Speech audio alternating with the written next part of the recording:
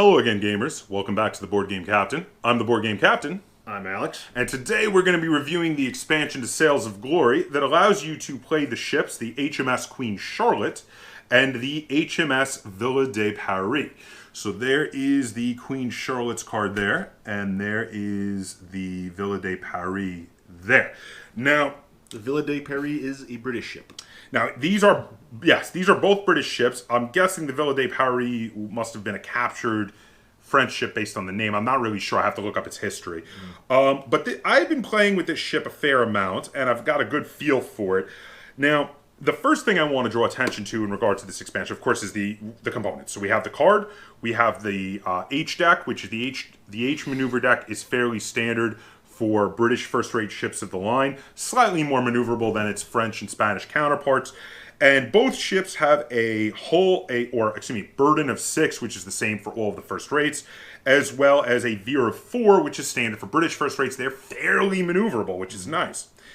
Now, I do have a few complaints about this expansion, even though I like the ships. Now, my first complaint... Bring it. Okay, so now, the ships are a little more bargain-ish. Neither one of them goes past a 7 as its maximum chit pulls. The Ville de Paris is slightly better, but only slightly, to the Queen Charlotte. They are roughly the same. They both get a max 7 chit pulls with 5 in the rear. 5 in the front is the max. 4 chit pulls for the musketry. Both of them have essentially the same. And that is my first complaint. Because whereas a lot of the other expansions we have been looking at have huge differences between the two ships it can represent. 20 to 30 points is pretty standard. 20-point difference between your two variants. And that's because of a huge difference in capabilities. Right. These ships are nearly identical. What are the point values on the two ships? So your Queen Charlotte is 200. Yes. And your Ville de Paris is 197. So they are... 3 points difference. The equivalent for these in the Spanish fleet are 20 points apart. Yeah, so these are 3. Now, in terms of value for this expansion, this brings it down a lot for me. The other expansions we've been reviewing, it's like 2 very different ships for the price of one, and this is one ship for the price of one. And it's not... It's the 2 sides of one card with one ship. It's not like you can play both of them. It's not like, ooh, no. I've got a 397-point fleet here. No, you can only get one. You only get to choose one ship. And they're both basically the same. They're almost the same. So the Queen Charlotte has a very minor difference that makes it slightly worse than the Ville de Paris, which brings me to my other problem. Number 2. Which is the Queen Charlotte's more expensive point-wise. I don't understand this. This is weird.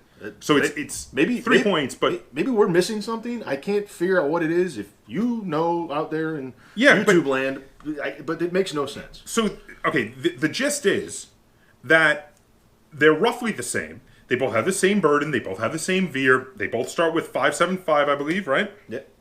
Oh, excuse me. No. The Queen Charlotte starts with 475. The more expensive. The more expensive one.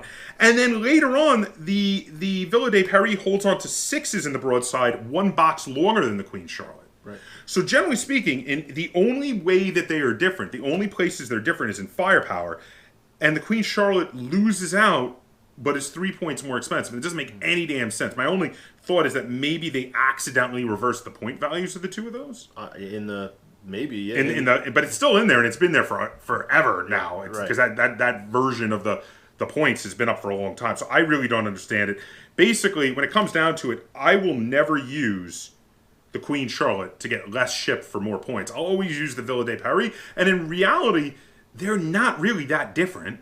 They're almost the same ship. So it's not a bad ship. The ship is very maneuverable. At 7 max chit pulls, it's a fair amount of damage it can do. Granted, the French actually have some third-rate ships of the line that can cause 7 chit pulls. Right.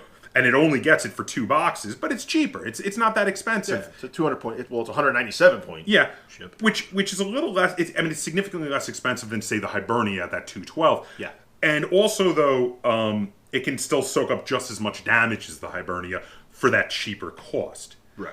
But that being said, that one ship for the price of one versus the 2 ships for the price of one that you get in a lot of the expansions makes me much lower on my estimation of this particular expansion versus the others, which makes me sad because this is the first one I'm not raving about. Right. Well, it's disappointing because the ship itself in the gameplay it's fine. is good. Yeah, it's a really good ship. But I would have liked a second good ship like all the other expansions give me. Yeah, it's really what it comes down an option or a versatility. Yeah, absolutely. To rate the expansion as a whole, what would you give this expansion pack? Well, it's maneuverable.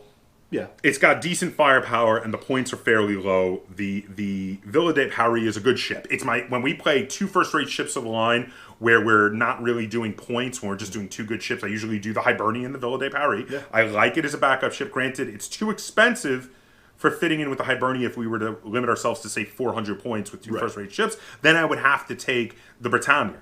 Yeah. So in that regard, when playing competitively, it's also got another issue. It doesn't fit well. It would only fit well with another ship that is roughly right around 200 points. Right. You would not be able to take the Hibernia with this in a strictly 400-point game. Right. So I have some other issues with it there. Right. Overall, as an expansion, I still like it. The components are great. The ship is usable. It's a fun ship. But it has to bring it down for me because of the fact that the two ships are so darn similar. I'm going to give it a 7.5 out of 10. Where are you at with this? I'm going to go a little lower. It's a 6.5, 7 for me. The ship itself, that's the problem. The ship itself is great. That's what's keeping it at a 7.5. I've played against it, and it does really, really well. Yeah. But all of the other expansions are a bargain. Because of the two very different ships. Because of the versatility. It's almost like you have to buy this twice. It's because you don't get a second ship. The second ship is not really a viable second ship. It's almost the same exact ship. Right, but that's what I'm saying. Yeah. To play a 400-point, if this was two different, there are other 200-point ships you could get, but it's almost a waste. Yeah, especially since the points are flipped for which ship, which is really weird. Right. Yeah. So this is a 6.5, I think, for me, just because. The bar is set really high, in my opinion, for all of the other because of some of the other expansions are so good. And this one is really comes up short. It really does. You have half of this expansion is useless. You're never going to use it. Yeah, when it comes down to it, what I have to say about this ship is it's not a bad ship. If you're looking to collect all the ships, get the ship. This should not be your first-rate ship of the line in the British fleet. If you're collecting the British fleet, your first-rate ship of the line should be the Hibernia, because, oh my god! After that, or maybe further down the road, maybe you want to pick this up. You're picking up famous ships, and maybe you're a big fan of the Ville de Paris or the Queen Charlotte. Fine, pick it up. Right. You can work it into a list, but it's nowhere near the most powerful, and its versatility of this expansion is subpar. Yeah.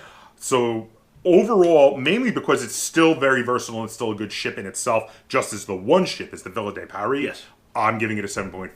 But because of his disappointment in the variability, and I thoroughly understand, it's why it went all the way down to a 7.5 for me. Yeah. But you're giving it a 6.5? 6.5, because like I said, half of the expansion is useless. You're never going to use it. Yeah, you're not going to use the Queen Charlotte. You really aren't. So there you have it. That is a 6.5 from Alex, 7.5 from me. If you have any comments, questions, or concerns on the HMS Ville de Paris or HMS Queen Charlotte, feel free to put them in the comments down below. If you enjoyed this review and you'd like to see us do more like it, be sure to give it a like, share it on all forms of social media, and if you haven't already, please subscribe to the Board Game Kaptain. That's Kaptain spelled with a K on YouTube. And until next time, game on.